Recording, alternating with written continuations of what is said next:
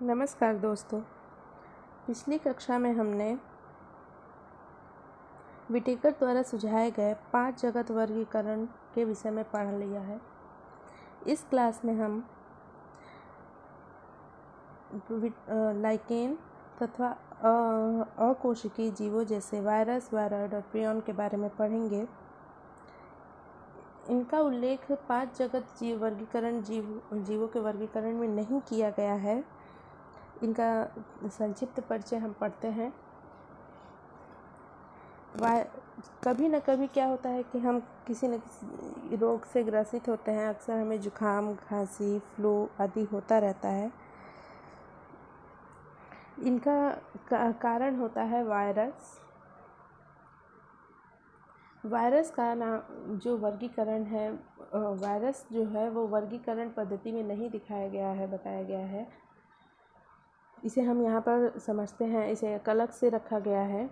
कहीं कहीं पर 6 जगत वर्गीकरण भी किया गया है, जिससे 6वें जगत में वायरस, वायरॉइड, प्रियन और लाइकेन आदि रखे गए हैं। इसे हम उच्चतर कक्षाओं में पढ़ते हैं। यहाँ पर हमें सिर्फ इसका संक्षिप्त विवरण ही पढ़ना है। तो वायरस जो होता है, वायरस का अर्थ होता है विषैला तरल या विष। वायरस का नाम वर्गीकरण में नहीं है। क्यों? क्योंकि ये वास्तविक जीवन में नहीं होता है। ये मृत और जीवित दोनों अवस्थाओं में रहता है। कोशिका के बाहर की मृत अवस्था में रहता है और जब ये कोशिका में जाता है तो जीवित अवस्था में चला जाता है। ये कोशिका के बाहर क्रिस्टल के रूप में रहता है और जब ये किसी को जीवित कोशिका के संपर्क में आता है तो ये एक सजीव की भांति, रोगजनक की भांति व्यवहार करने लगता है। जब ये कोशिका को संक्रमित कर देते हैं तब ये कोशिका में अपना रेप्लिकेशन, अपनी प्रतिकृति बनाना शुरू करते हैं। कहने का मतलब है कि जब ये किसी कोशिका में जाते हैं तो वहाँ उसमें अपने फोटोकॉपी बनाना शुरू कर देते हैं और एक वायरस से हजारों वायरस बन जाते हैं। अब हम इसको सजीव या निर्जीव दोनों ही वर्गीकरण में रखा जाता है। दोनों ही में रखा जाता है क्योंकि ये सजीव गुण भी प्रदर्शित करते हैं और निर्जीवों के भी गुण प्रदर्शित करते हैं। ये अकोशिकीय जीव हैं। इनमें कोशिका नहीं पाई जाती है। दमित्री इवानोवास्की ने 1892 में तंबाकू के मोज़ैक रोग के रोगाणुओं को पहचाना था तथा उसे वायरस नाम दिया था। एक वैज्ञानिक थे दमित्री इवानोवास्की। उन्होंने 1892 में तंबाकू के पौधे पर अध्ययन किया था और तंबाकू का एक रोग होता है मोज़ैक रोग, उसको पहचान करके उन्होंने क्या नाम दिया था? वायरस नाम दिया था। क्यों? इनकी जो माप होती है वो बैक्टीरिया से भी छोटी होती है। वो बैक्टीरिया से भी छोटे होते थे क्योंकि ये बैक्टीरिया प्रूफ फिल्टर में से छन गए कर बाहर निकल गए थे। इन्होंने जो एक्सपेरिमेंट किया था उसमें इन्हें लगा होगा पहले कि बैक्टीरिया है या क्या रोग है, किसके कारण ये रोग उत्पन्न हो रहा है इसमें। तो इन्होंने बैक्टीरिया प्रूफ फिल्टर लगाया था। वो बैक्टीरिया प्रूफ फिल्टर को भी ये पार कर गए थे। तब इन्हें समझ में आया कि नहीं, ये वायरस है, ये एक अलग गुण प्रदर्शित कर रहा है। तो उन्होंने इसको वायरस बताया कि ये वायरस है। उन्होंने इसमें से जो मोज़ैक रोग के रोगाणु होते थे उनके तरल निकला, तो उस तरल को क्या नाम दिया था? Contagium वाइनम fluidum. कंटेजियम वाइनम फ्लूइडम कहा। और WM स्टैनले ने बताया कि इसे हम क्रिस्टल रूप में रख सकते हैं। मतलब क्रिस्टल रूप में क्रिस्टलीकरण करके और रवेदार रूप में, क्रिस्टल के रूप में रखा जा सकता है किसे? वायरस को। किसने बताया था? WM स्टैनले ने बताया। ये अपनी कोशिका के बाहर निष्क्रिय होते हैं।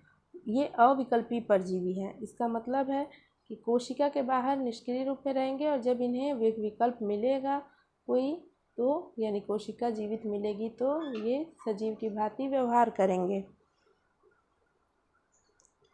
वायरस में प्रोटीन के अतिरिक्त आनुवंशिक पदार्थ आरएनए या डीएनए होता है। या तो आरएनए होगा या तो डीएनए होगा। इसमें प्रोटीन के अलावा आनुवंशिक पदार्थ या आरएनए पाया जाएगा या डीएनए पाया जाएगा। ये वायरस की संरचना है। वायरस में जीवाणुभोजी है।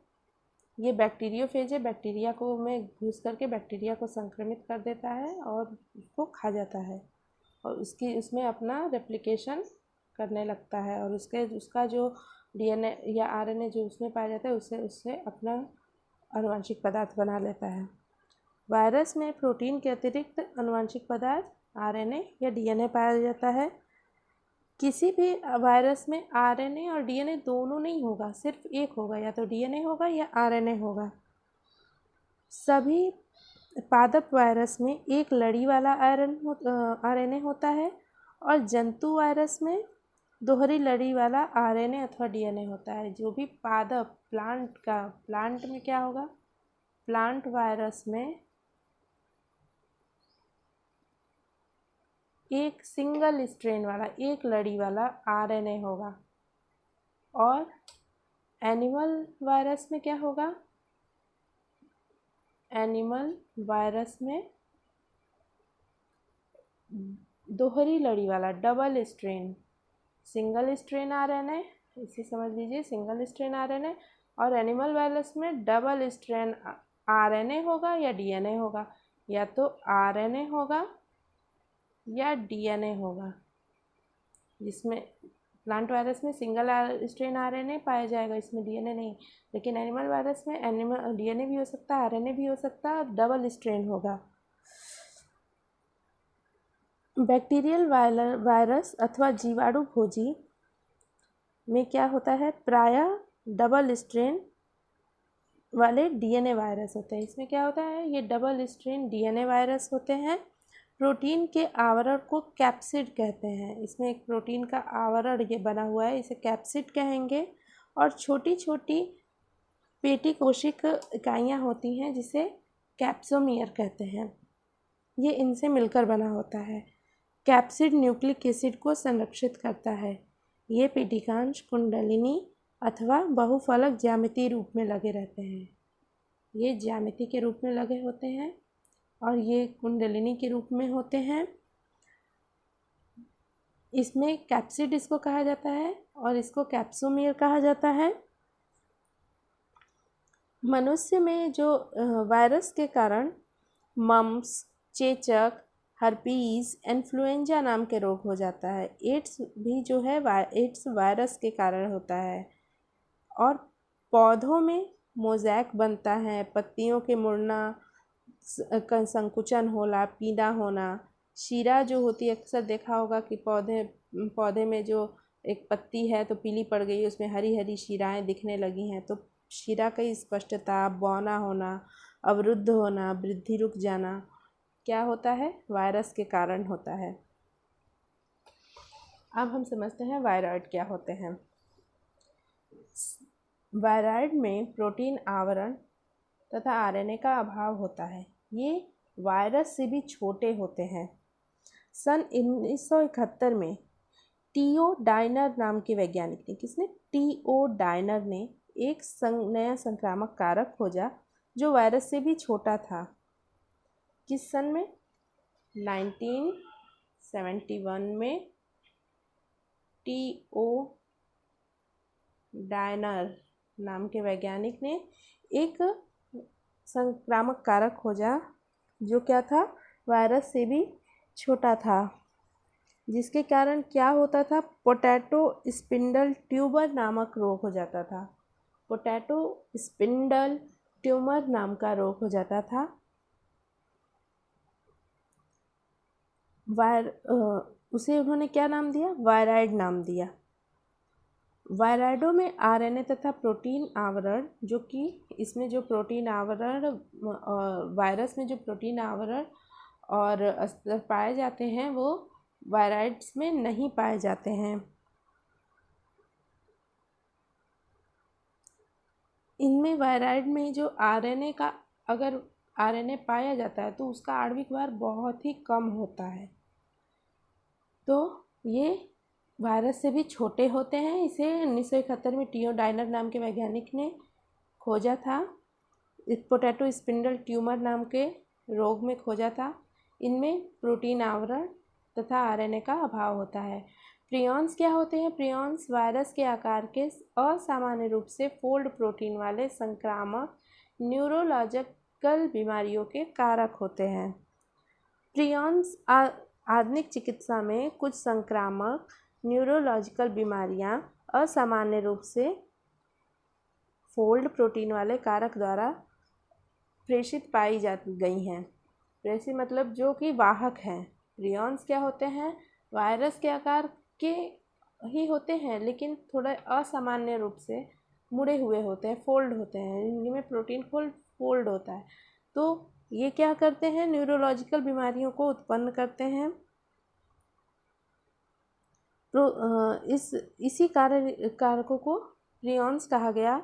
और प्रियॉन्स द्वारा प्राणियों में होने वाली सबसे उल्लेखनीय बीमारियां बोवाइन स्पंजीफॉर्म या एन्सेफेलोपैथी है, जिसे आमतौर पर मवेशियों में मेडकाउ रोग कहा जाता है।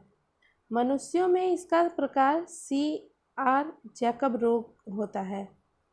मनुष्यों में सीआर जैकब रोग होता है और मवेशियों में मेडकाउ रोग पाया जाता है। किसके कारण? प्रियॉन्स के कारण। अब समझते हैं लाइकेन क्या होता है। लाइकेन प्रदूषण के अच्छे संकेतक होते हैं।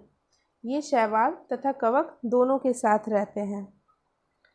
लाइकेन शैवाल तथा कवक के सहजीवी सहवास अथवा पारस्परिक उपयोगी सहवास है।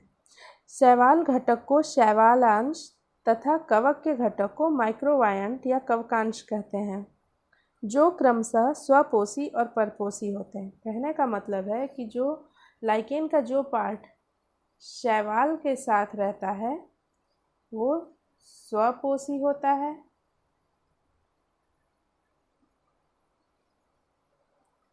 और जो पार्ट कवक के साथ रहता है, कवक के साथ रहने वाला पार्ट परपोषी होता है। इसे शैवालांश कहते हैं और इसे कवकांश कहते हैं।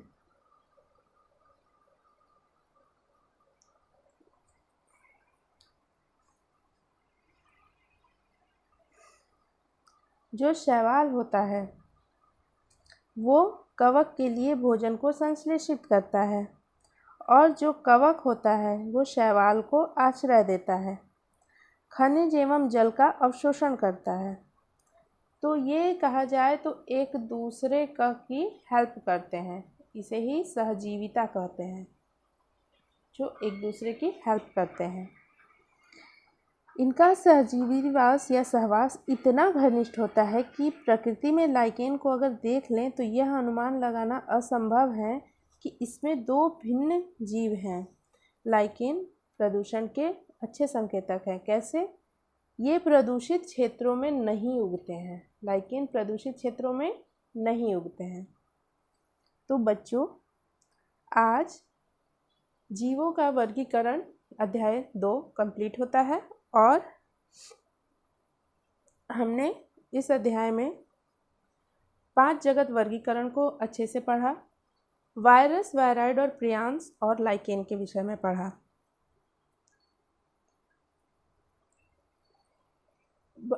अब यदि आपको इसमें इस चैप्टर में कोई भी प्रॉब्लम हो, कोई भी ऐसा टॉपिक हो जो समझ में ना आया हो, तो उसे प्लीज़ कमेंट में ज़रूर बताएं। और अगर आपको ये सेशन अच्छा लगा हो तो please like, subscribe and share. Thank you.